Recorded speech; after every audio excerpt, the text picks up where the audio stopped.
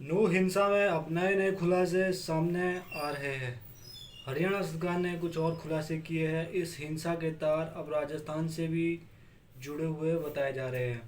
राजस्थान से भी 10 आरोपियों को हरियाणा पुलिस ने गिरफ्तार कर लिया है।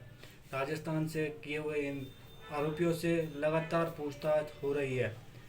यह बताया जा रहा है कि हिंसकों जिन्होंने इस हिंसा को शुरू किया, उन्होंने इस हिंसा के लिए 10 दिन पहले से ही प्लानिंग बना रखी थी और इस हिंसा के लिए अलग अलग लोगों को अलग अलग जिम्मेदारियां दी गई थी। शोभा यात्रा पर किस तरह से पथराव करना है, इसकी भी एक अलग व्यक्ति को जिम्मेदारी दी गई थी। शोभा यात्रा को किस तरह चारों तरफ घेरना है, इसकी जिम्मेदारी एक अलग व्यक्ति को दी गई थी।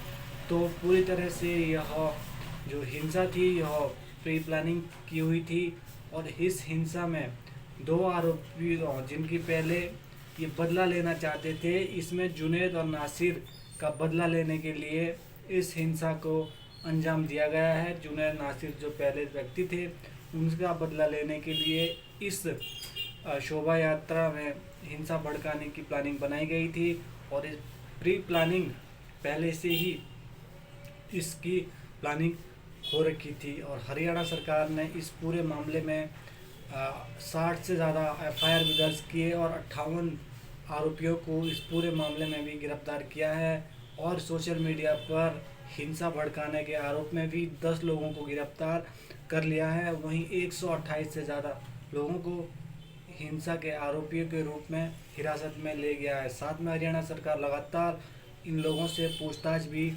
कर रही है और पूरी तरह से जानकारी इकट्ठा करने की कोशिश कर रही है। हरियाणा सरकार इस पूरे हिंसा में पहले से ही एक्टिव है। हरियाणा सरकार ने काफ़ी एकड़ भूमि को भी अपने उनका कब्ज़ा ख़त्म कर दिया है, क्योंकि उनकी जो हिंसा के विरुद्ध जो उनकी नीति थी, बुलडोज़र वाली नीति, उसको भी हरियाणा सरकार लगातार अपना रही है। इसी को मद्देनज़र रखते हुए हरियाणा सरकार ने कई एकड़ ज़मीन से कब्जा हटा दिया है और लगातार आरोपियों को जगह जगह से ढूंढकर हरियाणा सरकार ला रही है।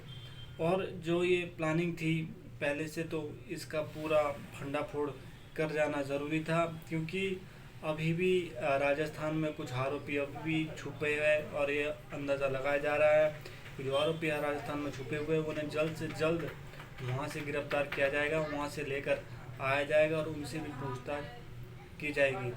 जितने भी लोगों ने इस हिंसा में, जितने भी आरोपी शामिल थे, उन्हें पूरी तरह से ढूंढने की कोशिश लगातार हो रही है ताकि ऐसी हिंसा आने वाले समय में और ना हो।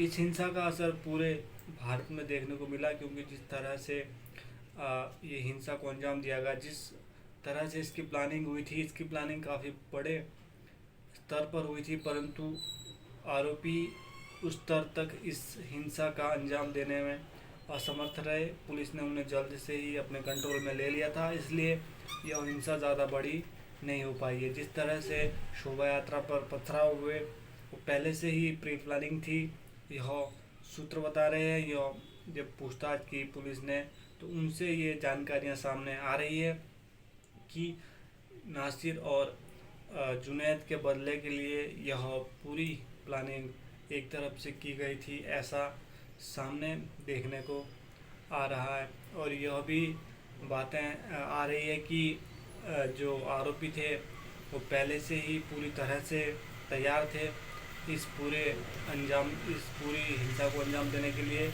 अलग अलग लोगों को इसकी जिम्मेदारी दी गई थी। पत्थर फेंकने की जिम्मेदारी एक अलग व्यक्ति को दी गई थी, हिंसा भड़काने की अलग व्यक्ति को, सोशल मीडिया पर हिंसा को और ज़्यादा तीव्र बनाने की जिम्मेदारी एक अलग व्यक्ति को दी गई थी।